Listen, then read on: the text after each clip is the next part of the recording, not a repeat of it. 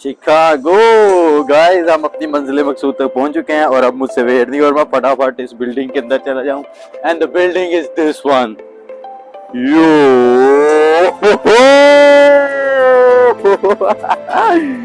Chicago की सबसे बड़ी, मतलब यूएस की सबसे बड़ी, तीसरी सबसे बड़ी बिल्डिंग, और एक जमाने में ये दुनिया की सबसे बड़ी बिल्डिंग हुआ करती थी। जो कि अब मेरा भी फर्स्ट टाइम है, मैंने भी थोड़ा सा अपना जो बोलना है वो भी प्रिपेयर करना है, बट अब मैं कह रहा हूँ कि सारा कुछ अंदर जाके प्रिपेयर करूंगा।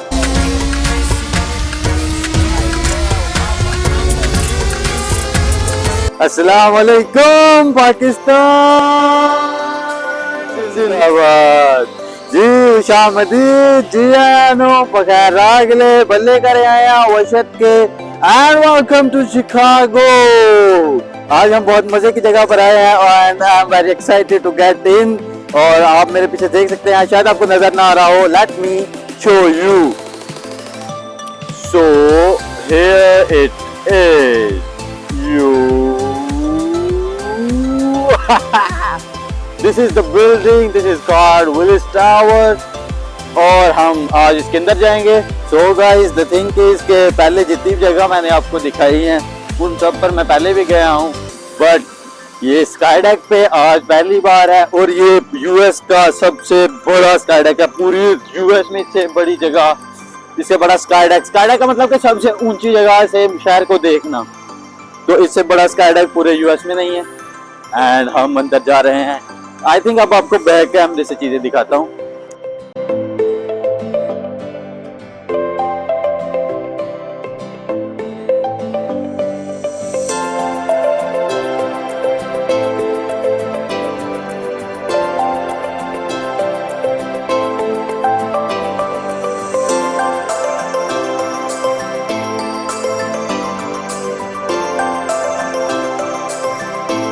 वहाँ पे आपको एक साइन नजर आ रहा होगा स्काईडेक का। ये कह रहे हैं अगर आपने सबसे ऊपर जाना है तो नीचे जाएं। और हम अब स्काईडेक की तरफ, वहाँ से कुछ देसी लोग भी आ रहे हैं, हमको आंटी नजर आ रही हैं। अब हम जा रहे हैं नीचे, मतलब ऊपर। नीचे जाएंगे तो ऊपर जा सकेंगे।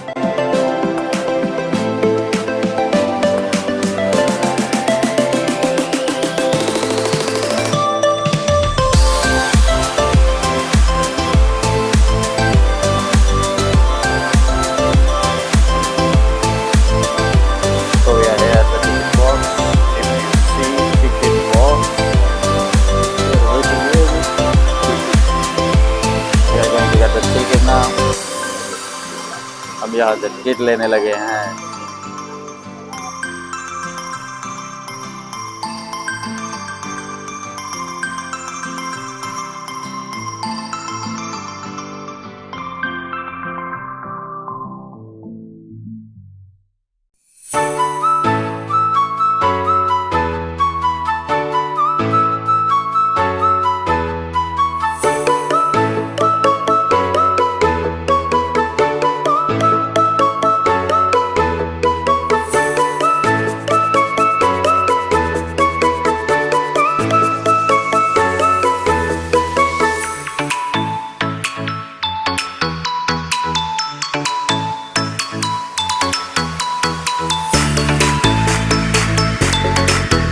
तो गाइस, द थिंग इज, हम जैसा कि मैंने सोचा था कि हम ऊपर जाके वीडियो शूट करेंगे और हम ऊपर जा भी रहे थे, और आपने नोटिस किया होगा अभी भी मैं उसी गैलरी में खड़ा हूँ जो गैलरी आपको मैं थोड़ी देर पहले दिखा रहा था।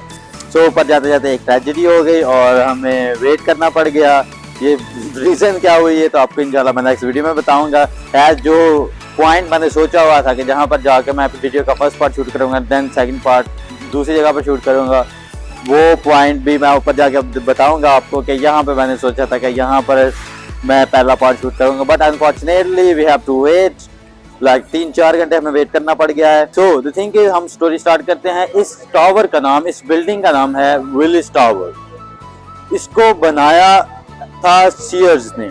सीयर्स एक रिटेलर कंपनी थी, Sears group of company, Sears holdings. इस होल्डिंग दुनिया की सबसे बड़ी रिटेलर कंपनी थी और वो जो कि एलएनआई बेस्ड कंपनी थी। इस वजह से उन्होंने सोचा कि हम अपने शहर के लिए, अपने स्टेट के लिए कुछ मुनफरिद कर दें, और इसी वजह से उन्होंने उस वक्त दुनिया की सबसे बड़ी बिल्डिंग बनाने का सोचा।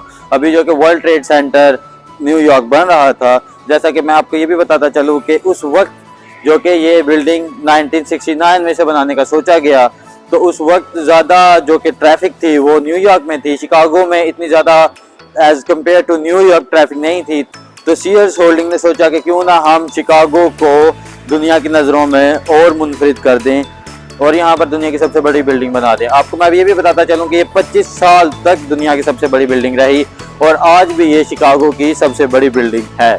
तो जब इस बिल्डिंग को बनाने का सोचा गया तो इसका डिज़ाइन एक मुसलमान बांग्लादेशी अमेरिकन आर्किटेक्चर से तैयार कराया गया जिनका नाम फजलुर रहमान खान था। उन्होंने इसका डिज़ाइन 9 ट्यूब्स की शक्ल में पेश किया और ये डिज़ाइन अपने वक्त का एक मुनफरिद डिज़ाइन था जो कि दुनिया में पहली दफ़ा बनने जा रहा था। इसी डिज़ाइन की बेसिस पर, जैसे कि आप ये बुर्ज खलीफा देख सकते हैं, इसी डिज़ाइन की बेसिस पर ये बुर्ज खलीफा भी बनाया गया। जब मुझे इस बात का पता चला तो मेरे मुंह से सबसे पहली बात ये निकली कि this is the mother of Burj Khalifa, कि ये पहले बिल्डिंग बनी और इसी के तर्ज अमल के ऊपर जो कि बुर्ज खलीफा बनाया गया और इसी के तर्ज अमल पर हमारे शिकागो में बहुत सारी बिल्डिंग्स बनी जिनमें से एक ट्रम्प टावर भी है। सो द थिंग इज, इसका डिज़ाइन तैयार होने के बाद अब वक्त था इसकी लोकेशन को फाइनलाइज करने का। उस वक्त जो लोकेशन फाइनलाइज की गई वो शिकागो डाउनटाउन की एक प्राइम लोकेशन थी जहां पर इस बिल्डिंग के लिए जगह बनाना बहुत ही मुश्किल था, पर फिर भी सीएस टावर ने $2.7 मिलियन में 15 मुख्तलिफ पुरानी बिल्डिंग्स को 100 ऑनर्स से खरीदा और इस बिल्डिंग को बनाने का काम 1970 में 1970s में शुरू कर दिया। जब इस बिल्डिंग को बनाना शुरू कर दिया तो ये बिल्डिंग अभी 50वें माले तक पहुंची थी, 50th फ्लोर तक ही पहुंची थी कि टीवी ऑनर्स और रेडियो ऑनर्स ने इस पर केस कर दिया कि इस बिल्डिंग को 67 फ्लोर तक ही रोक लिया जाए, बिकॉज अगर ये बिल्डिंग 67 फ्लोर से बढ़ जाएगी, एक्सीड कर जाएगी, तो हमारे सिग्नल्स में प्रॉब्लम हो सकती है और इस वजह से हम ये चाहते हैं कि इस बिल्डिंग को यहाँ पर ही रोक लिया जाए।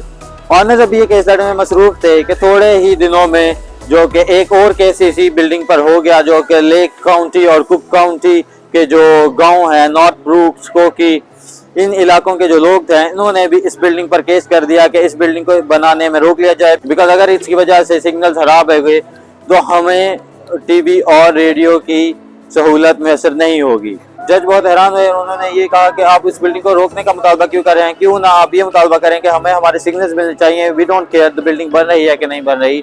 और वैसे भी इस बिल्डिंग को बनाने का जो स्ट्रक्चर है उसमें साफ साफ ये बताया गया है कि इसके ऊपर दो एंटीनास लगाए जाएंगे जो कि अब सिग्नल्स, टीवी सिग्नल्स और रेडियो सिग्नल्स को ट्रांसफर करेंगे। इस एक्सप्लेनेशन के साथ जो कि जज ने केस को खारिज कर दिया और इस बिल्डिंग को बनाना फिर से स्टार्ट कर दिया गया। जब ये केस को खारिज कर दिया गया तो ऑनर इस चीज से मुतमईन नहीं थे और इन्होंने इस फैसले को सुप्रीम कोर्ट में चैलेंज कर दिया एंड देन सुप्रीम कोर्ट ने भी जो कि सीयर्स होल्डिंग के हक में फैसला कर दिया और इस बिल्डिंग को बनाना फिर से स्टार्ट कर दिया गया। आखिरकार बहुत ज़्यादा मुश्किलात के बाद इस बिल्डिंग को बना लिया गया और ये बिल्डिंग पाया तकमील तक पहुंच गई।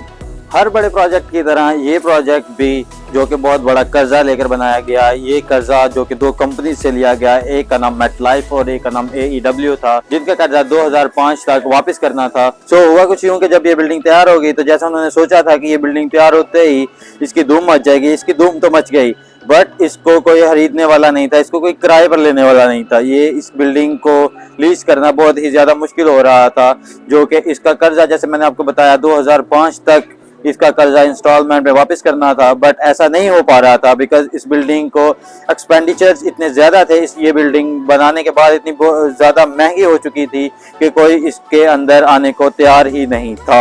जब ये बिल्डिंग 1974 में तैयार हो गई तो सीयर्स ने अपना ऑफिस यहाँ पर ट्रांसफ़र कर लिया। उनके 3.5 लाख जो एम्प्लॉयज़ थे उनको यहाँ से ही कंट्रोल किया जाता था। जब ये बिल्डिंग किराए पर नहीं चढ़ सकी तो सीयर्स को भी इस बात का इल्म हो गया कि हम हादसा नुकसान में जाने वाले हैं और उस कर्जे को भी देना बहुत मुश्किल हो चुका था। जैसा कि ये सिचुएशन को इंश्योरेंस कंपनीज भी देख रही थी जिन्होंने इन्हें कर्जा दिया हुआ था और सीयर्स भी बहुत अच्छी तरह ये चीज़ समझ रहे थे कि इस बिल्डिंग से हमें बहुत ज़्यादा नुकसान होगा।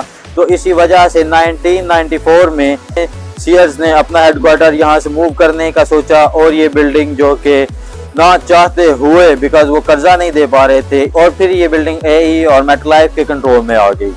एट लास्ट लंदन बेस्ड जो कि इंश्योरेंस ब्रोकर्स थे जिनका नाम विलिस ग्रुप ऑफ इंश्योरेंस था, उन्होंने इस बिल्डिंग का बहुत ज़्यादा हिस्सा जो कि लीज पर ले लिया और इसके जो नेमिंग राइट्स हैं वो भी अपनी कंपनी के नाम के ऊपर मुंतकिल कर लिए। इस वजह से इसका नाम आज विलिस टावर है। और जैसा कि मैं आपको बताना चाहता हूं कि 15 साल तक उनके नेमिंग राइट्स उनके पास थे, जैसा कि अब 2024 में उनसे भी ये नेमिंग राइट्स छीन जाएंगे। तो इसके बाद देखते हैं कि इसके नेमिंग राइट्स कौन खरीदता है या वही इसके नेमिंग राइट्स को फिर से खरीद लेते हैं और इसका नाम चेंज होता है या नहीं होता है। क्योंकि 2015 में ब्लैकस्टोन नामी एक कंपनी ने इसे खरीद लिया है और अब ये उनके कंट्रोल में है। ब्लैकस्टोन कंपनी ने इसे 1.3 बिलियन डॉलर्स में खरीदा, जो कि आज तक की सबसे बड़ी रकम थी जो कि किसी बिल्डिंग को खरीदने के लिए लगाई गई थी न्यूयॉर्क के बाहर।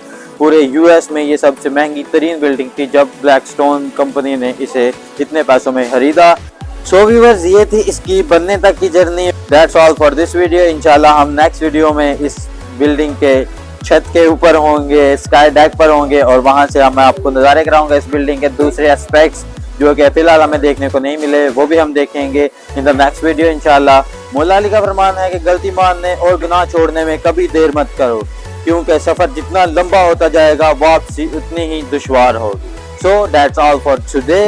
Do whatever you want to do, man, but don't trouble your mother and father. Allah Hafiz.